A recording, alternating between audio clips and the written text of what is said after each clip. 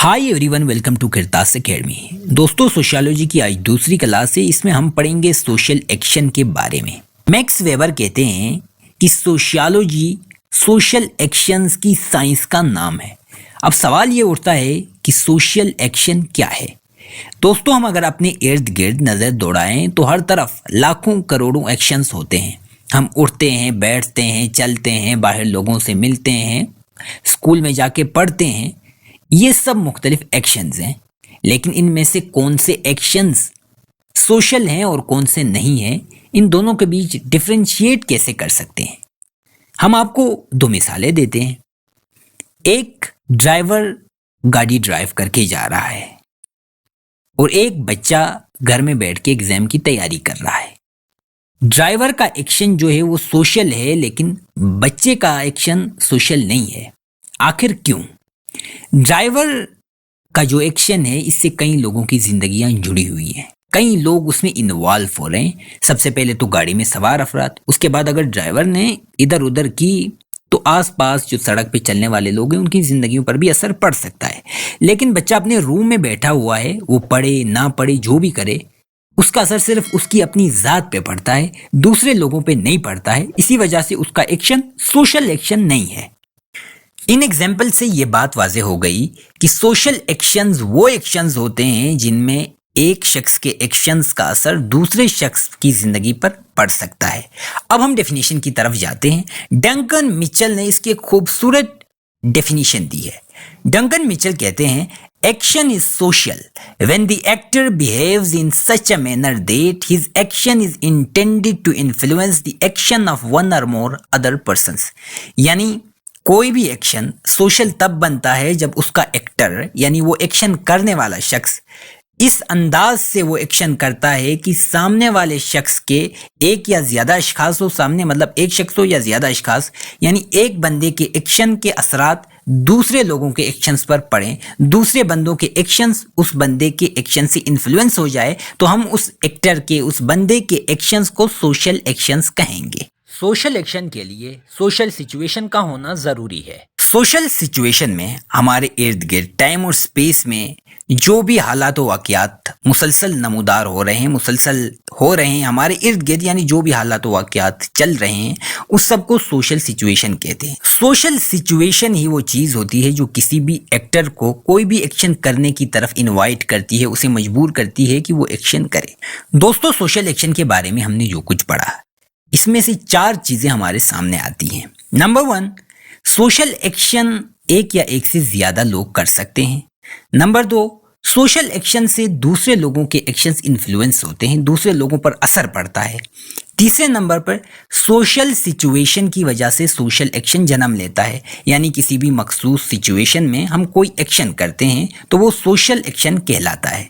और चौथे नंबर पे ये है कि सोशल एक्शन का कोई ना कोई रिलेशनशिप सोशल सिस्टम के साथ होता है। जिस सिस्टम में हम जी रहे हैं उसमें मुख्तलिफ एक्टर्स होते हैं जो मुख्तलिफ सोशल सिचुएशन में काम करते हैं, यानी जो भी सोशल एक्शंस होते हैं और जो भी सोशल एक्शन करने वाले एक्टर्स होते हैं वो सब सोशल सिचुएशन के साथ एक दूसरे में इंटरडिपेंडेंट होते हैं। दोस्तों, अब आपको सोशल एक्शन सही तरीके से समझ में आया होगा।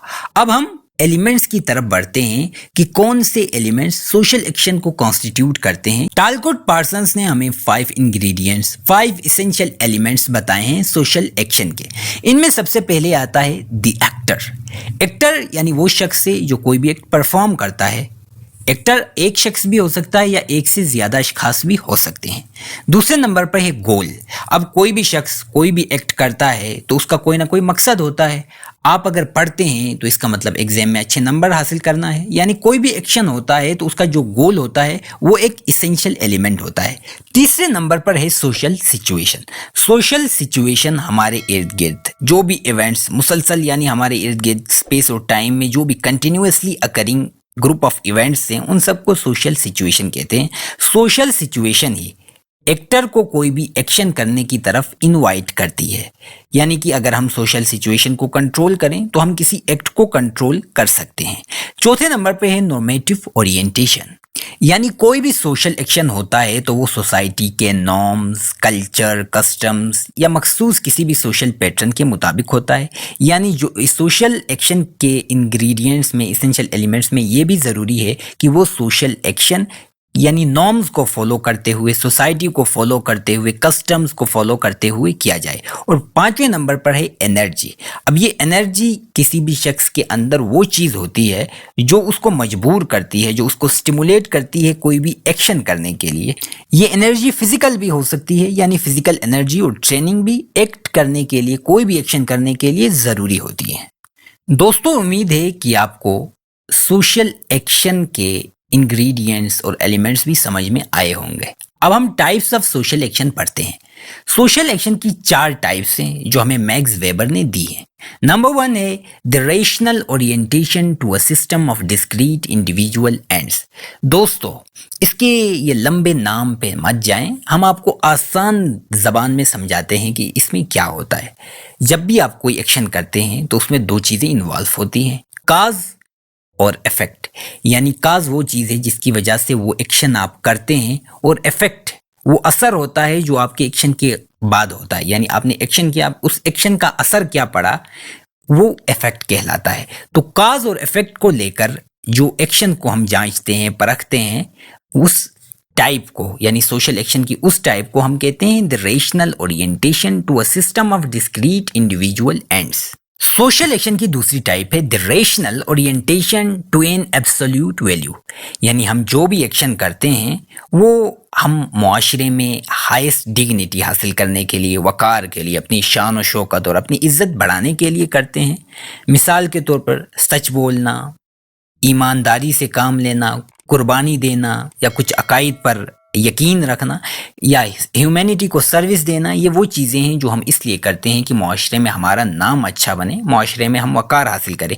तो वो एक्शंस जो हम मुआशरे में इज्जत हासिल करने के लिए कहते हैं वो सोशल एक्शन की दूसरी टाइप में आ जाएंगे। सोशल एक्शन की तीसरी टाइप है ट्रेडिशनली ओरिएंटेड एक्शन। नाम से ही पता चल रहा है कि सोशल एक्शन की इस टाइप का ट्रेडिशंस के साथ कोई ताल्लुक ज़रूर होगा। इन एक्शंस में, यानी जो ट्रेडिशनली ओरिएंटेड एक्शंस होते हैं, इनमें लॉजिकल ओरिएंटेशन को हम काउंट नहीं करते हैं। इसमें कुछ एक्शंस हम इसलिए करते हैं क्योंकि वो हमारे कस्टम्स, रिचुअल्स, कन्वेंशंस और बिलीव्स के मुताबिक हमें करने को कहा जाता है, या कस्टम चली आ रही है वो एक्शंस करने की, इसीलिए हम वो एक्शन करते जा रहे हैं। इसमें लॉजिक हो या ना हो, इसमें कोई फ़ायदा हो या ना हो, नुकसान हो, जो भी हो, हम ये नहीं देखते। हम सिर्फ ये देख के वो एक्शंस करते हैं कि बस ये हमारा कल्चर है, या हमारे रिचुअल्स हैं, या हमारे कन्वेंशंस हैं, या हमारे कस्टम्स हैं। उसके बाद चौथी टाइप आती है द इफेक्चुअल ओरिएंटेशन। दोस्तों, ये एक्शंस ना तो रेशनल होते हैं ना ट्रेडिशनल होते हैं। इसमें बुनियादी तौर पर लोगों की फीलिंग्स को देखा जाता है। लोगों के फीलिंग्स को, यानी कि उन्हें अच्छा फील कराने के लिए, उनकी फीलिंग्स का ख्याल रखने के लिए जो एक्शंस किए जाते हैं वो इफेक्चुअल ओरिएंटेशन में आते हैं। ये एक्शंस यानी पहले से प्लान नहीं होते हैं। ये एक्शन कोई भी एक्टर अपनी फीलिंग्स के हिसाब से करता है कि उसकी फीलिंग, यानी कि उसे ये महसूस होता है कि इसका असर अच्छा पड़ेगा, तो वो एक्शंस अपनी फीलिंग्स की बुनियाद पे कर लेता है। तो ये 4 टाइप्स भी कंप्लीट हो गई। दोस्तों, अगर वीडियो पसंद आए तो हमारा चैनल सब्सक्राइब करें ताकि इस टॉपिक पर आपको मजीद वीडियोस मिलती रहें। बहुत शुक्रिया।